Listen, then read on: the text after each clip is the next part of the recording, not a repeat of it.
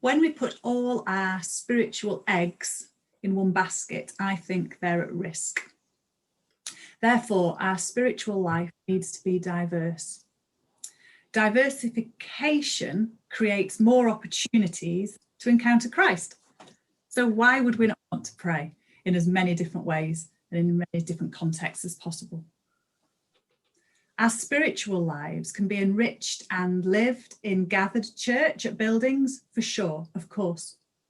But also we know that our spiritual lives can be enriched on mountaintops, in a city centre, as we clear up the mess of a nappy, in our homes. There's no way in which, there's no place in which I don't think it's possible to not encounter God in anything. That's my pitch, I think. If I had to stop now, I think I'd stop there. But I will carry on a little bit, because I want to talk about home, because home at its best is a safe space. And I know that home is not always safe. But when home is a safe place, I think there's something very significant going on there in terms of our spirituality. And for me, home is increasingly the heartbeat of my spirituality. Home as sacred space for me is about an embodied response to an embodied Christ, who's called Emmanuel, God with us.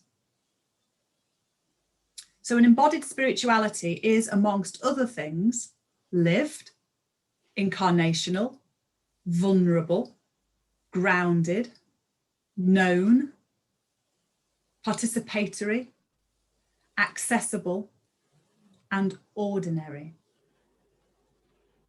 Home as sacred space is about meaning making in daily life. So, what are some of the things that we do? What are some of the things that we can do intentionally to have home as a sacred space? And I've got 4 headings written on my piece of paper, and I'm going to give you some examples from my own life. So one I would suggest is ritual. Another are sacred reminders. A third is transforming the ordinary. And the 4th is sharing the good news. So ritual first, and just one example from each from me. So I am a big fan of fairy lights and of candles and anything that glitters and twinkles. And I've always, as long as I've been allowed a candle, I've lit candles. And this last winter, I was lighting candles, and I decided to say some words from John's Gospel as a prayer as I lit the candle. So I said, the light shines in the darkness and the darkness shall never put it out. And I repeated that slowly until I'd lit all the candles and put on all the fairy lights. All that happened is that moment was transformed. A sacred space was created because of a ritual that I'd kind of stepped into. There might be things in your life that you already do that are sacred rituals in the ordinary. Or there might be things you can think of that you already do that could just be turned into a sacred ritual. So that's the first one, ritual. The second is sacred reminders. I could have called this section littering. I'll talk a bit about how I litter my house. So one of the things that happened for me in lockdown is I started to gather in the worship called Stye in the Isle of Man. And as part of that worshipping community, we were invited to download a document and print it off, which I did. And you could jot down prayers on there and reflections on the Bible reading and on the sermon, and you could doodle and draw stuff. And then the service would finish and I'd go on and do whatever I was doing next in my life. And a couple of, throughout the week, I'd pass that piece of paper, that bit of litter I'd left behind in my own house. And it acted as a sacred reminder to that moment of worship. And when all we do is gather in a building for our sacred encounters, then I think what we're doing is leaving all of our sacred litter in the building. The banners, the flowers, the stained glass windows, I'm suggesting they're all litter. And if we leave them all in the building, then I think that we're losing something. There are exceptions. Sometimes we bring the litter home. Palm Sunday, we sometimes come home clutching a cross. And then the litter is in our house. Helping home to be a sacred space, helping our homes to be transformative spaces. The third heading is transforming ordinary stuff into holy encounters. This Christmas, the church community I'm a part of, we had love feast together, we shared food together in worship, and I brought a biscuit to eat at the encounter. And it was a really profound moment, and I sobbed my heart out, and it was absolutely lovely to be sharing food and drink in a Christian community with other people. The next time I went to the cupboard and opened it up and reached for those packets of biscuits, I literally stopped in my tracks, because I was reminded that those ordinary biscuits of mine were now somehow holy encounters. So when we go away from our home only for holy encounters, I think we're missing the opportunity to encounter Christ in our midst. Now we can have online communion, our bread and wine that's in our houses can be an opportunity for holy encounters. And the fourth one I suggested was good news for others. There's a woman in the church I'm a part of who started making cakes and giving them to other people.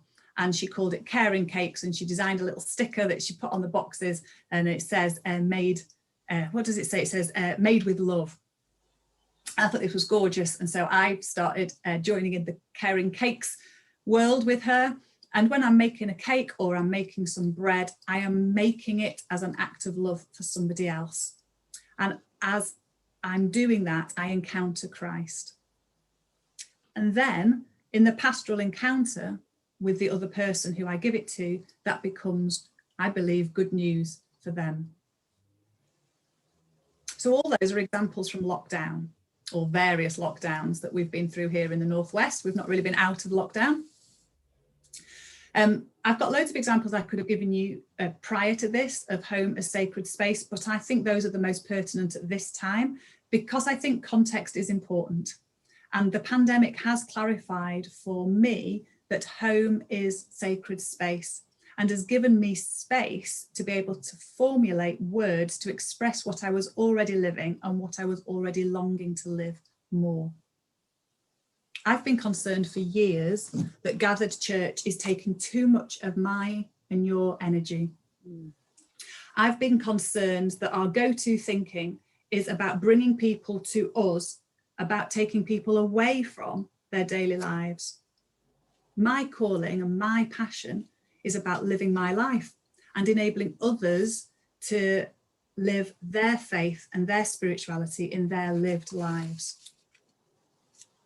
I think gathered church's focus could be to equip me and you to live as scattered church, and we spend much of our lives at home. So therefore, I would love for the church to give a whole lot more attention to the home as sacred space. Earlier, I listed some of the things that embodied faith is, and one of those words was ordinary. I don't know if you remember that. Home as sacred space for me is about the ordinary being extraordinary. And I hope as I've given you some examples, you've been able to see each of those elements that I listed in what I was saying. If we had ages, we could unpack each one of them, but we haven't. But I'm just going to list them again. So I think that this stuff about home as sacred space is about the ordinary. It's about lived lives. It's about incarnation. It's about vulnerability. It's about being grounded. It's about being known. It's about participation, and it's something that's accessible. So that's what I have to say. I've got a bunch of questions I'd like to share with you. Shall I put those in the chat, Idel?